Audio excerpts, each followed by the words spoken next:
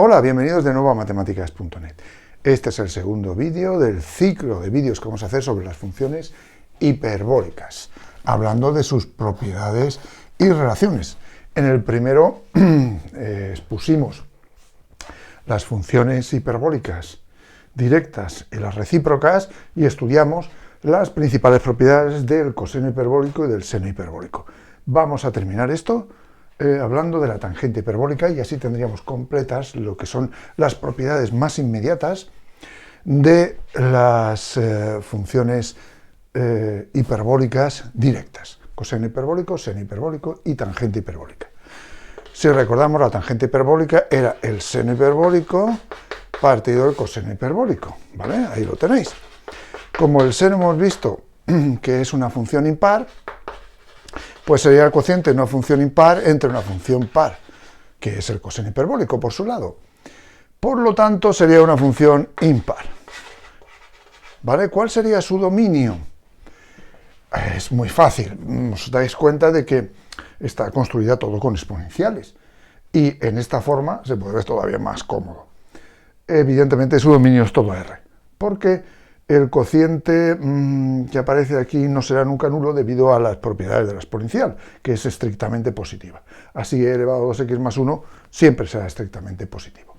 Por lo tanto, ya tenemos no solamente que su dominio es todo R, sino por la misma construcción a través de las exponenciales, es de clase C infinito. ¿Vale? Ahora podríamos estudiar si es inyectiva o no. La característica de ser impar nos va a dar una pista muy grande, pero vamos a estudiarlo aprovechando el hecho de que es C infinito en su dominio. Vale, vamos a derivar la tangente hiperbólica, pero antes es muy cómodo obtener una relación entre el coseno hiperbólico y el seno hiperbólico. Vamos a ver qué relación es, que a su vez es muy similar a la identidad pitagórica, pero no es lo mismo, no es igual en su estructura, y que nos va a servir para simplificar y obtener relaciones entre estas funciones hiperbólicas. La relación en concreto es esta: coseno hiperbólico al cuadrado de x menos seno hiperbólico al cuadrado de x igual a 1. Recordad que en el caso de las funciones trigonométricas era coseno al cuadrado más seno al cuadrado igual a 1. Eso es lo que llamamos identidad pitagórica. Y esto es una identidad que podemos llamar identidad hiperbólica. Vale, ¿cómo demostrarla? Es simple. Daos cuenta que se trata de una diferencia de cuadrados. Por lo tanto, el coseno hiperbólico de x más el seno hiperbólico de x por el coseno hiperbólico de x menos el seno hiperbólico de x tiene que darme 1, ¿vale? ¿Lo veis? Es exactamente la misma idea que hay aquí. Es en todo equivalente. Suma por diferencia, diferencia de cuadrados. Coseno hiperbólico era e elevado a x más e elevado a menos x partido 2.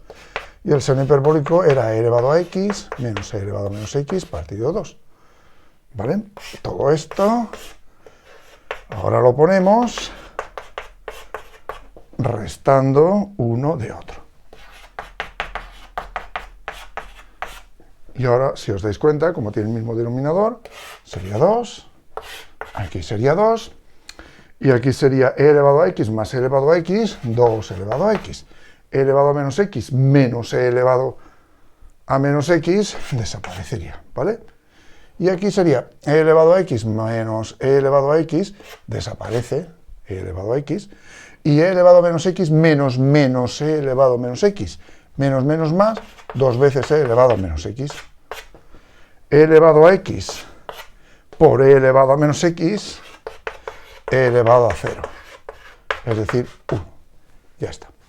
¿Lo veis? Evidentemente este 2 con este 2 se va, y este 2 con este otro también, y el producto queda simplemente igual a 1. Ya está probado.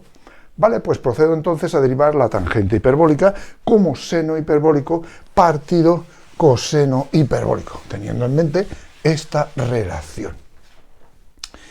Pues se trata de un cociente, así que sería denominador al cuadrado coseno hiperbólico al cuadrado de x, derivada del numerador, derivada del seno hiperbólico, ya lo hemos visto, es el coseno hiperbólico, por el denominador, coseno hiperbólico por coseno hiperbólico al cuadrado, menos derivada del denominador, la derivada del coseno hiperbólico es el seno hiperbólico, no el menos seno, sino el seno hiperbólico. Y ahora al multiplicarlo por el numerador, la derivada del denominador nos da seno hiperbólico al cuadrado. Esto y esto nos da 1, y sería 1 partido el coseno hiperbólico al cuadrado de x. ¿Lo veis? Coseno hiperbólico al cuadrado menos seno hiperbólico al cuadrado igual a 1. Lo tenemos aquí arriba y ya está. Y esto sería la secante hiperbólica al cuadrado de x. Recordad que 1 partido el coseno hiperbólico era la secante. Por lo tanto, evidentemente, sería esto. ¿Lo veis? Esa sería la derivada de la tangente hiperbólica. Y es importante darse cuenta de una cosa. Recordad que el coseno hiperbólico, en la formulación que hemos dado, era siempre estrictamente positivo. ¿Vale? Nunca iba a dar 0. Lo tenemos aquí, función no negativa ni nula. Por lo tanto, al dividir 1 entre coseno hiperbólico al cuadrado, evidentemente lo puedo hacer siempre, puesto que el coseno hiperbólico nunca va a dar 0, y su cuadrado evidentemente tampoco. Pero tiene aparte la propiedad de ser estrictamente positivo, ya que es un cuadrado, ¿vale? Es un número real al cuadrado, que no es 0. Y al ser estrictamente positivo, lo que tengo es que la tangente hiperbólica tiene una derivada estrictamente positiva, por lo tanto, es estrictamente creciente y por lo tanto es inyectiva. ¿Vale? Le pasa lo mismo que el seno hiperbólico. ¿De acuerdo? Muy bien. Voy a completar esto aquí, poniendo que la derivada de la tangente hiperbólica de x, bueno, vamos a poner tan, la tangente hiperbólica de x es la secante hiperbólica al cuadrado de x y que es una función impar, es estrictamente creciente y es inyectiva, ¿vale? Y por tanto va a tener inversa global del mismo modo que el seno hiperbólico. Bien, voy a empezar haciendo las inversas globales de aquellas que lo tienen. Y comenzamos pues con el seno hiperbólico. ¿Vale? Vamos a ver cómo obtener la inversa global del seno hiperbólico de x. Sabéis que siempre estamos hablando del caso real. Muy bien, pues el seno hiperbólico, vuelvo a escribirlo, era e elevado a x menos e elevado a menos x partido 2. Lo que voy a plantear es lo siguiente. Voy a escribir esto simplemente igual a un determinado valor u. Luego ya analizaremos el recorrido de esta u real. Pero en principio vamos ahora a despejar la x a partir de conocer u, que es la idea de obtener la inversa, ¿vale? Tenemos aquí un original x, un número real cualquiera, lo transformamos con el seno hiperbólico y obtenemos un número real u, imagen de este x, única porque es inyectiva. Y ahora lo que quiero es, sabiendo el valor de u, obtener el valor de x, ¿vale? Voy a borrar este lado y a proceder a despejar x a partir de u.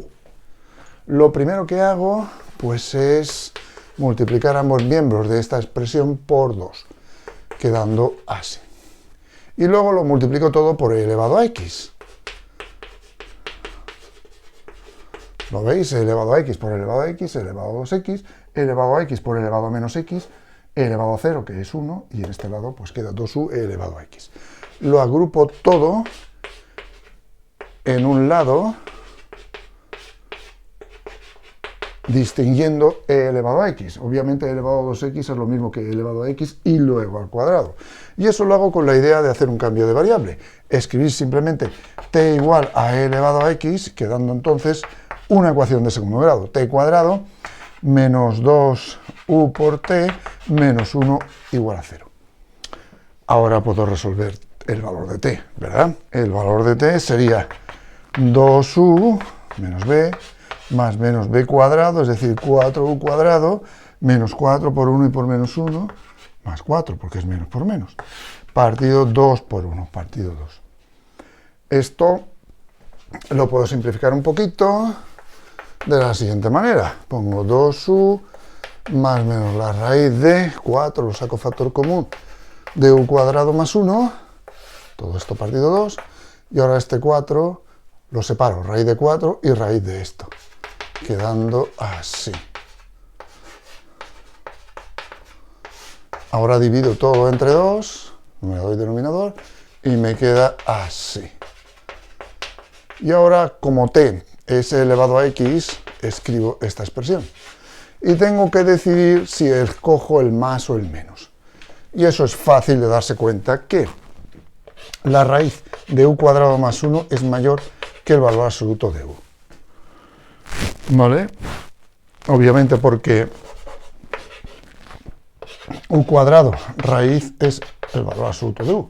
Entonces, si le añadimos algo más, dará siempre algo más. Porque la raíz aritmética es creciente, ¿vale? Además, estrictamente. Por lo tanto, esto es cierto. Y aquí, si pusiera menos, daría negativo, porque sería mayor el sumando, sería mayor el sustrayendo que el minuendo. Por lo tanto, tiene que ser exclusivamente la solución con más. ¿Y cómo despejamos el valor de x? Pues aplicando logaritmos neperianos. X sería igual al logaritmo neperiano de u más raíz cuadrada de u cuadrado más 1. Ya lo tengo. Ya tengo la forma en la que va a aparecer la inversa como función del seno hiperbólico de x. Será argumento del seno hiperbólico de x, o bien seno hiperbólico a la menos 1 de x, cuidado con esta notación que no me gusta nada, pero lo vais a ver, o bien arcoseno hiperbólico de x. Eso es igual a logaritmo neperiano de x más raíz de x cuadrado más 1. ¿Qué valores puedo poner aquí? Porque ahora voy a pensar en que el dominio de la inversa, porque aquí, claro, daos cuenta que estoy trabajando con la letra u, pero a nivel de función me da lo mismo, ¿verdad? En lugar de poner argumentos seno hiperbólico de u, he puesto de x para hablar de la forma usual que hablamos de las funciones, con una variable independiente x y luego una variable dependiente. Pero es en todo indiferente la letra que pongáis, ¿vale? T, R, H, lo que sea. El proceso en sí es lo importante. Bien, pues como digo, vamos a ver cuál sería el dominio de esta función. Claro, hay que exigir que esto sea mayor que 0 para que se pueda aplicar el logaritmo neperiano. El dominio de esa función sería realmente el recorrido del seno hiperbólico de x. ¿Y cómo puedo saber cuándo ocurre eso? ¿Vale? Pues tendríamos que ver cuando la raíz de x cuadrado más 1 aritmético es mayor que menos x. Realmente lo que tengo que ver es si alguna vez esta parte de aquí, en negativo, es mayor que esta, pero ya habéis visto que por la elección que he hecho, x en valor absoluto será siempre más pequeño que la raíz de x cuadrado más 1. Por lo tanto, ¿qué pasa aquí? Pasa que no importa el número que pongas aquí, positivo o negativo, ¿no?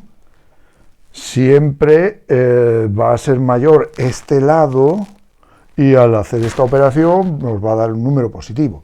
Por lo tanto, esto va a ser siempre verdad y por lo tanto, ¿qué ocurre? Pues que el dominio es todo R. El dominio del seno hiperbólico es R y el dominio del argumento del seno hiperbólico o del arcoseno hiperbólico es también todo R. Por lo tanto, se trata de una función que transforma cada punto de R en un punto de R y lo hace de manera 1 a 1 o inyectiva.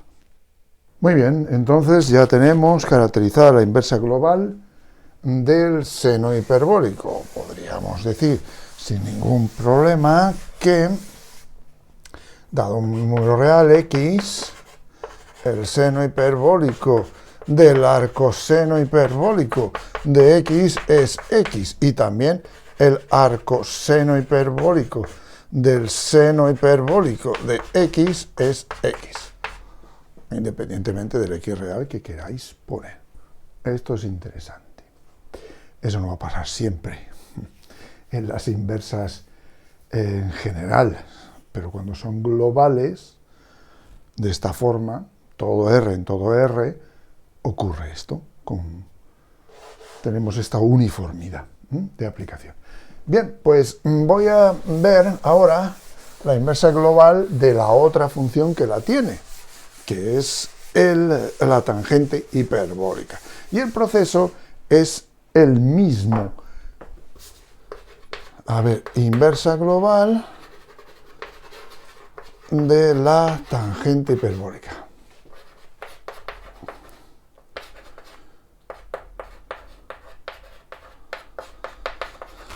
Recordad que la tangente hiperbólica se podía poner como e elevado a 2x menos 1 partido e elevado a 2x más 1, para x cualquier número real.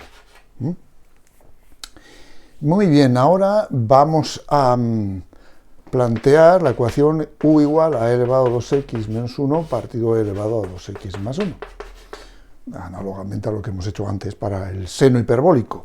Entonces tendríamos e elevado a 2x por u más u menos e elevado a 2x más 1 igual a 0.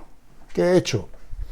Pues he multiplicado e elevado a 2x más 1 por u, sin mayor problema, por lo tanto ha quedado multiplicando el e elevado a 2x y el 1 por el u, y luego pues he pasado al otro miembro e elevado a 2x menos 1. Bien, saco factor común e elevado a 2x de u menos 1, de este y de este. Y aquí queda igual a 1 negativo menos u, puesto que aquí puedo poner u más 1 sin mayor problema, ¿lo veis? Y claro, ahora quedaría e elevado a 2x igual a u más 1 partido 1 menos u, o 1 más u partido 1 menos u, para ser un poco más estéticos, ¿vale? ¿Por qué?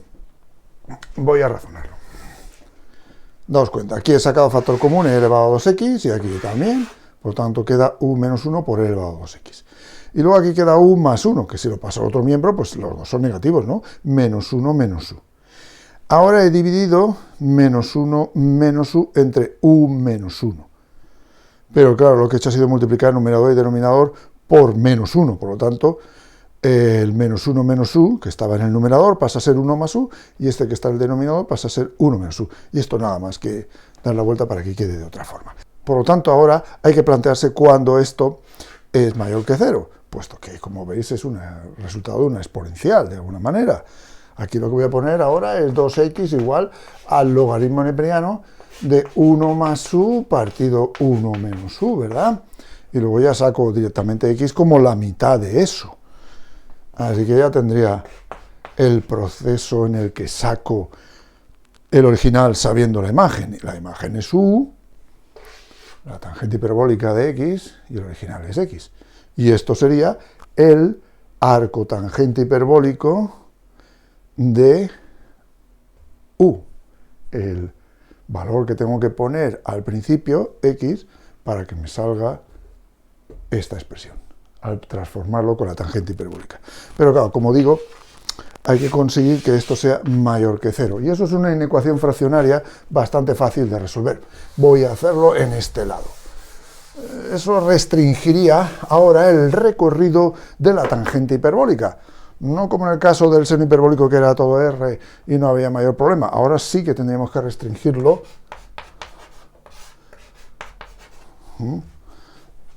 Quiero decir que tendríamos que averiguar que no es todo R, que es los valores que verifiquen esto. Vamos a ver. Aquí, para que esto sea positivo, pues ya veis, tiene que ser o 1 más U positivo, o 1 menos U también, o bien 1 más U negativo, o bien 1 menos U también. De la primera parte saco U mayor que menos 1, y de aquí saco 1 mayor que U. 1 mayor que U significa que U queda por debajo de 1. Y aquí mayor que menos 1, sí, al revés, aquí sí, entre menos 1 y 1. U entre menos 1 y 1 verificaría esto. Es mayor que menos 1 y es más pequeño que 1. Pero en este otro lado es al contrario, sería U menor que menos 1 y U mayor que 1. No puede ser. Mayor que 1, menor que menos 1, no habría intersección. Entonces tendríamos solamente esta expresión. Por lo tanto,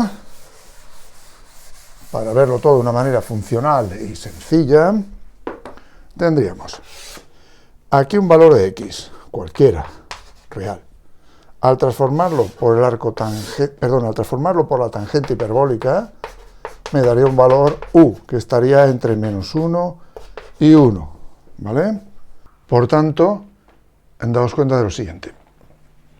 X sería el arco tangente hiperbólico de u, es decir, un medio del logaritmo neperiano de 1 más u partido 1 menos u. Si elegimos un u entre menos 1 y 1 y le aplicamos el arco tangente hiperbólico de u, ¿vale?, sacaremos este valor x, por lo que ahora, al aplicarle la tangente hiperbólica al arco tangente hiperbólico de u, tendremos el valor de u. ¿Lo veis?